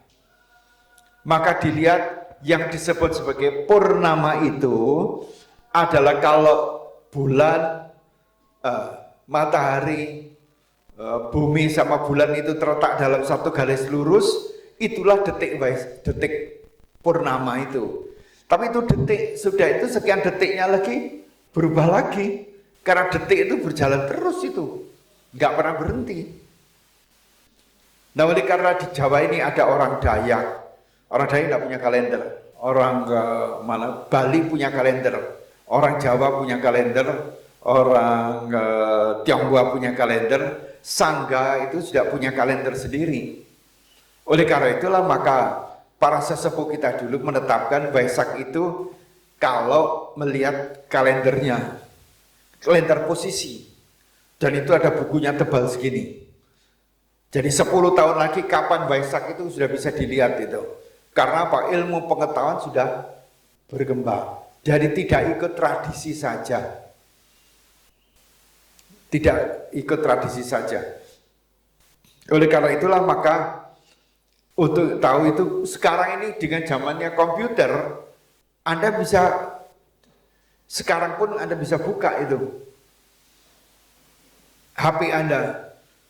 Tulisannya apa? Full Moon Jambi WIB. Langsung akan keluar. Kapan full moon itu? Mulai dari Januari sampai Desember, kapan terjadinya purnama itu dengan detiknya. Ilmu pengetahuan sudah memberitahukan. Karena itu pada waktu dulu, waktu saya baru belajar agama Buddha, bingung. Kok ada bulan purnama, tapi kok siang hari bolong ya? Sudah siang hari bolong lagi.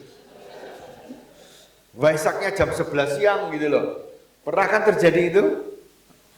Nah ini kok bisa? Kalau namanya purnama ya mestinya malam. Kalau bisa enggak purnama bukan malam? Enggak terlihat, tapi ada. Bisa lihat di situ. Full moon full moon 2025 Jambi gitu. Itu keluar sendiri itu. Nah itu nanti dilihat aja bulan itu. Nah ini saya sekarang memperbarui ini dengan sangat mudah sekali menyajikannya kapan. Nah yang paling menentukan itu kalau terjadi lun. Nah lun itu adalah 1 tahun 13 bulan. Kapan Waisaknya? Mulai bingung lagi. Apakah awal atau akhir Mei atau awal minggu pertama Juni begitu. Nah itu ada hitungannya. Kenapa ada lun? Saya mempelajari macam-macam buku. Nggak ada yang menentang saya itu. Terjadinya oleh karena kalau kalender matahari itu setahun berapa hari? 365 hari. Kalau kalender bulan 355 hari. Kepautnya berapa? 10 hari per tahun. Nah, Islam itu adalah menggunakan kalender lunar penuh. Sehingga lebaran selalu maju 10 hari. Maju terus, pantang mundur. Nah kemudian kalau Tionghoa maupun yang Sangga itu disebut bukan lunar kalender tapi lunisolar, yaitu kalender lunar disesuaikan dengan matahari. Solar bukan solar ini loh ya, bukan solar itu matahari. Itu disesuaikan 10 hari. Tiap 3 tahun beda berapa? 30 hari. Maka itu ada bulan sisipan. Itu yang disebut sebagai Adhika Sura Masa. Lun itu.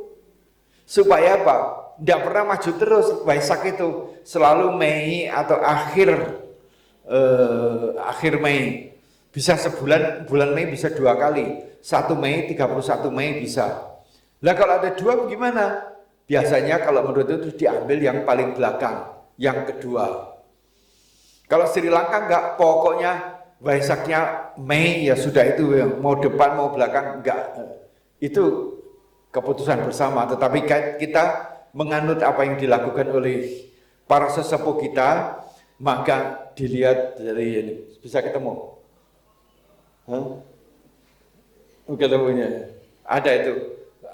Jadi di kalender itu ada full moon itu.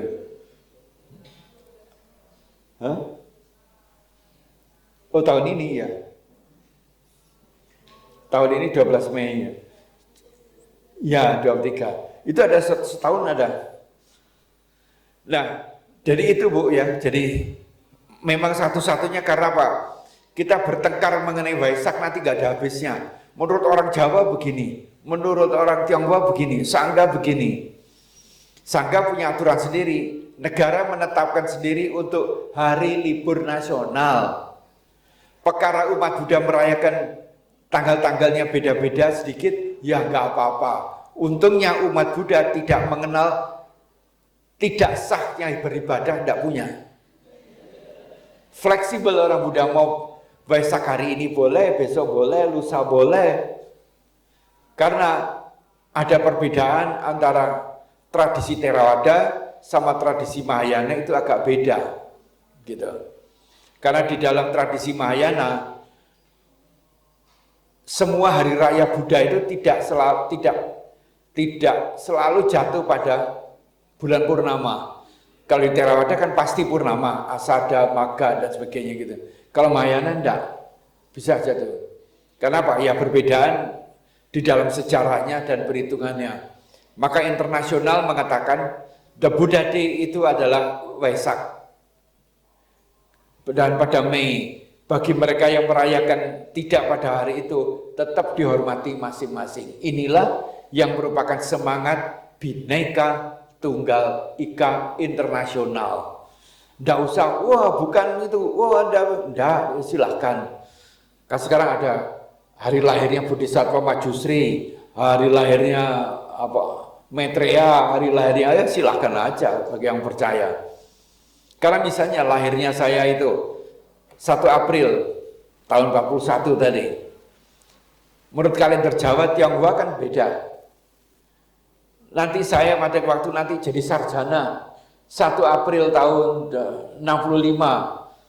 Kan jatuhnya beda 3 itu. Nanti matinya 1 April tahun sekian.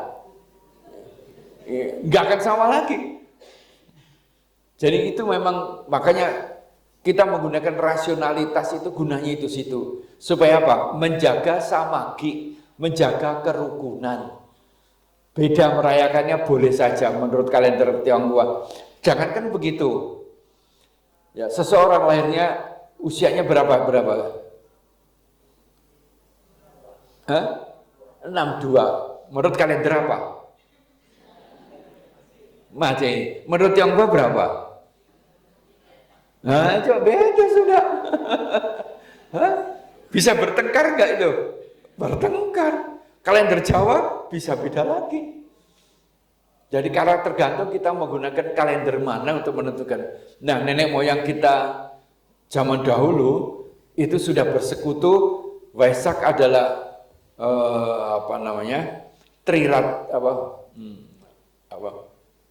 Trisuci, 3 kejadian penting yang dialami pada waktu Purnama Sidi di bulan Waisak. Dan pemerintah kemarin juga sudah disepakati bersama bahwa Waisak kalau ada 2 lun, ambil yang terakhir. Karena menurut tradisi lun yang pertama itu belum komplit gitu. Seperti Islam juga, kalau puasa 29 hari kayak kemarin nggak komplit, dikompliti 30 hari karena tidak nampak bulannya, sehingga akhirnya dijadikan teologi. Saudi Arabia mengambil 29, ya silahkan aja namanya orang Arab, kita kan orang Indonesia, ya. Jadi itulah kesepakatan Bhinneka Tunggal Ika itu, dan saya sudah terbitkan dan sudah diedarkan oleh Kementerian Agama itu sampai tahun 2060, ya. Bahkan mau diperpanjang lagi bisa karena aplikasinya sudah selesai juga, ya. Terima kasih.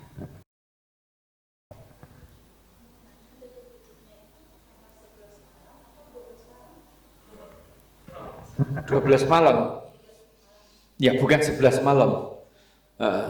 Jadi tanggal 12 kurang 2 menit kalau tidak salah. Ya. Nah, kenapa? Iya, menjelang ya.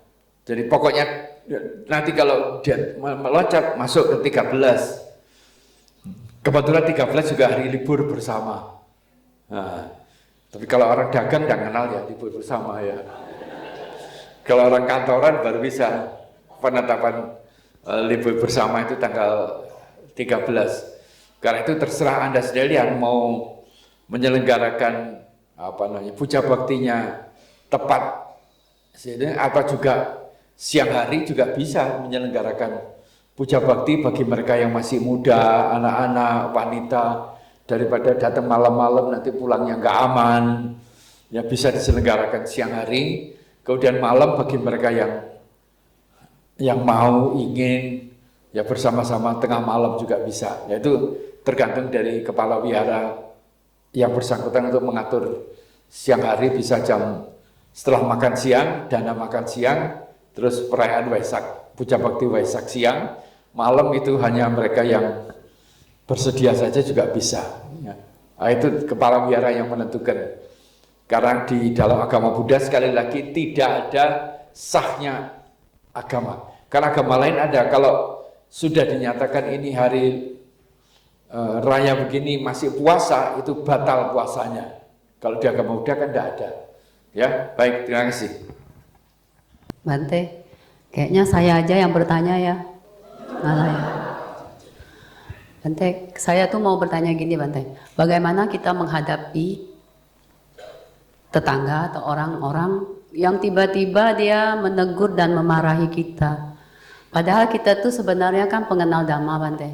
Teorinya oke lah ya, tapi prakteknya kayaknya agak susah. Pada saat orang marah gitu Bante, kita langsung connect. Apapun yang dia ucapkan, kita ucapkan lebih banyak. Sehingga kata-kata kita tuh lebih banyak Bante. Misalnya dia cuma 4 kata, kita bisa 10 kata. Saking connect-nya gitu ya Bante ya mungkin ya. Tapi saya mau tanya juga bagaimana cara menghadapi, apakah kita mesti tarik napas, buang napas, sementara kita dimarah-marah orang gitu loh Bante. Terima kasih Bante. Gampang tersulut. Karena apa? Dalam tubuh kita itu ada api. Ada api. Apo. Nah, kalau mendengar sesuatu yang tidak menyenangkan, apinya nyala. Melihat sesuatu yang tidak kita sukai, iya. Oleh karena itu, Sang Buddha mengajarkan meditasilah. Jadi kalau kita mendengar sesuatu yang tidak enak, itu mendengar, semoga dia bahagia, semoga bahagia, maka kita akan dingin. Tapi kalau kita tersengat, menjadi terbakar, ya terbakar menjadi kemarahan, kebencian, kedengkian. Kalau perlu pembunuhan, dia menghina saya, kalau enggak saya bunuh. Enggak puas hati saya masuk neraka, enggak apa-apa. Nanti apinya padam, maka akhirnya masuk penjara. Karena itulah maka Sang Buddha tidak mengajarkan sembahyang.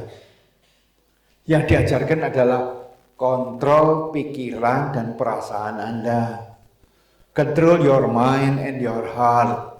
Jangan panas hati, jangan gelap mata, gelap pikiran, karena itu akan mendatangkan celaka. Meskipun itu susah, ya Anda harus lakukan. Apa Anda berjalan itu nggak susah waktu kecil? Belajarnya, suka nggak suka kita berjalan. Belajar naik sepeda dulu, ya, terjatuh-jatuh juga, ya tetap harus terus juga. Kalau enggak kita nggak maju. Begitu juga mengendalikan pikiran dan perasaan. Kalau enggak kita latih dari hati ke hati dengan cara berdiam diri, menghentikan perasaan pikiran dengan cara napas keluar masa. Kalau memang melihat mereka gitu, oh ini adharma, saya harus pergi, nggak saya dengerin. Bukan malah diikuti, wah itu terbakar. Jadi maksudnya pada saat dia marah, kita tinggali Bante. Iya, tinggalkan. Kalau perlu kita doakan, kita lihat aja wajahnya.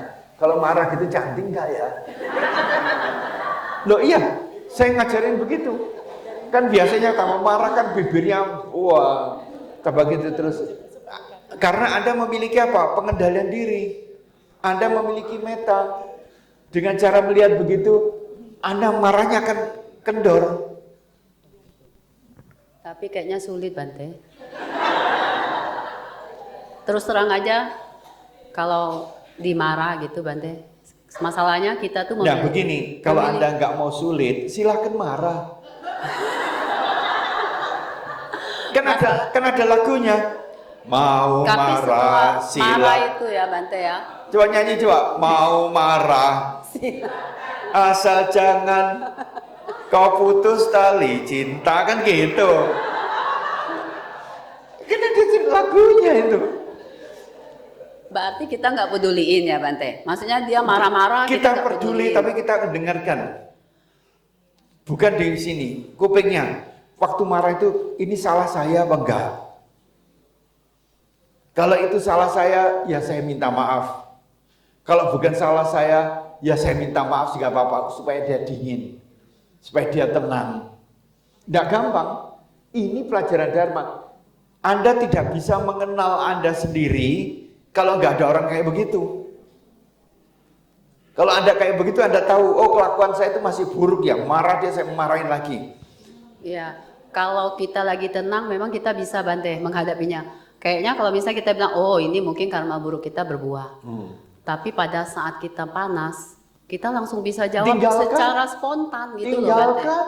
Karena refleks sendiri keluar. Tinggalkan. Kalau Anda membalas keburukan dengan keburukan, ya risikonya Anda yang terima. Jambak-jambakan, wah kalau perlu ada orang yang memvideokan terus dibawa ke YouTube gitu, wah lebih rame lagi kan. Karena itu gunanya rajinlah bermeditasi. Mereka yang tidak bermeditasi seakan-akan sudah mati perasaannya, mati pikirannya. Gunanya Dharma itu di situ, yaitu kembali menandakan dari bahu saja si panca. Menerapkan gunanya apa kalau orang marah, orang kesal, saya difitnah orang, ya saya dilakukan gitu. Itu ada testing, bener enggak saya bisa melaksanakan Dharma itu? Kalau belum, saya harus belajar lagi. Saya harus belajar lagi. Untuk selalu apa? Naik kelas, naik kelas. Naik kelas itu apa? Kesabarannya, ketegarannya, mau menerima karma-karma apapun juga yang mungkin bukan kesalahan saya tapi harus saya menerima, ya sudah saya terima. Itu. Jangan menyerah kalau keburukan pipi kiri kasih papa kanan, ini yang belum loh ya. Kan ada ajaran agama kalau kamu ditampar pakai pipi kiri, ada enggak orang yang beragama itu terus kalau tampar kiri, ini yang belum loh, ngiri dia loh. Maka orang yang marah itu dia loh, bukan Anda. Kalau Anda punya kesadaran, kalau Anda begitu, yang marah dia, sudah enggak, udah pergi lah. Ya apa-apa kok kita maafkan, enggak apa-apa ya. Besok lagi lah, besok lagi kalau belum ini belum lagi gitu. Kalau dicium kok mau ayo sama suaminya. Sini belum kalau. Nah itu gunanya Dharma itu, kalau kita tidak mengenal orang yang berbuat buruk pada kita, kita tidak tahu kelas kita itu sampai di mana. Kesabarannya, ketegarannya, mau menerima apapun juga yang terjadi. Jadi kesimpulan ya Bante, saya sedikit kasih ini closing ya. Jadi menjadi kayak versi Buddhis, yaitu kalau kita umat Buddhis coba kita bisa buka Parita yang Manggala Sutta itu, kita pahamin di sana Sang Buddha membabarkan berkah-berkah utama yang ada 38 yang dijelaskan oleh Bante malam ini, yaitu bahu saca, tentang mengetahui, menerapkan bagaimana menjadi puas. Terus bagaimana cara kita memberi dengan tulus akan mendatangkan kesukaan atau sukacita. Demikian Puja Bakti. Marilah kita memberi penghormatan kepada Bante Jayamedo sebanyak 3 kali. Okasa wandami Bante. Jayanto bodhya molesa yanang niwandano Ewang tuang vijayo hijaya sujaya manggale apara cita palangke sise patavi moakare abhiseke sababutanang akapato pamodati suna katang sumanggalang supa batang suhoditang sukano sumoto jasuyitang brahmacari supadakinang kaya kamang waca kamang padakinang mano kamang panidite padakine. Sadu, sadu, sadu.